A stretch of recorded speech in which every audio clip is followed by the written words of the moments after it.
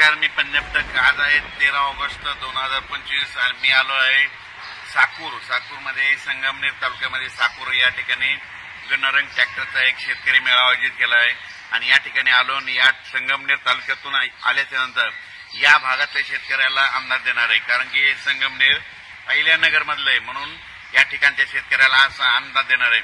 तर सर्वप्रथम संगमनेर तालुक्यातल्या शेतकऱ्याला सांगू इच्छितो की आज या साकूर संगमनेर तालुक्यामध्ये आज दुपारनंतर मध्ये रात्री त्याला चांगल्या स्वरूपाचा पाऊस सुरू होणार आहे म्हणून हा संगमनेर तालुक्यातील शेतकऱ्यांनी हा अंदाज लक्षात घेतला.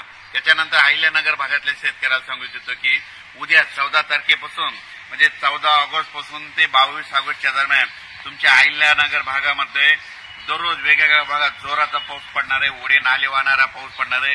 इतक्या दिवस तुम्हाला अहिल्यानगर भागामध्ये पावसानं ओढ दिली होती, पण हे जे 14 ऑगस्ट पासून जे उद्यापासून पाऊस सुरू होणार आहे ते 22 ऑगस्टच्या दरम्यान सगळीकडे ओढे नाले वाहतील. नंतर तसेच इथलं निळवंडे धरण त्याच्यानंतर या धरणाचं पाणी देखील सोडावं लागणार अशी परिस्थिती निर्माण होणार आहे.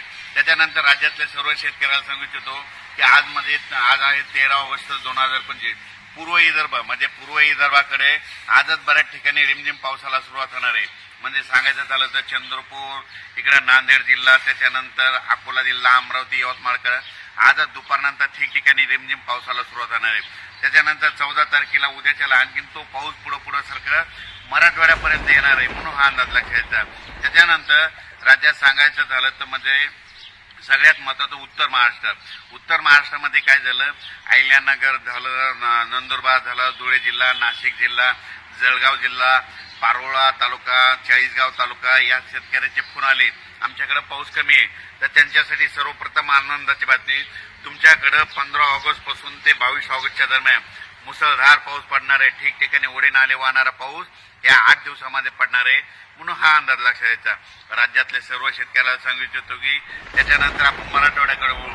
मराठवाड्याकडे परभणी जिल्हा झालं, लातूर जिल्हा झालं, नांदेड जिल्हा झालं, हिंगोली जिल्हा झालं, नांदेड जिल्हा झालं, त्याच्यानंतर जालना जिल्हा, संभाजीनगर, धाराशिव या जिल्ह्यामध्ये शेतकऱ्याला सांगू इच्छितो की म्हणजे आज दुपारनंतर म्हणजे रात्रीच्याला बऱ्याच ठिकाणी म्हणजे मराठवाड्यामध्ये रिमझिम पावसाला रात्रीच्याला सुरुवात होणार.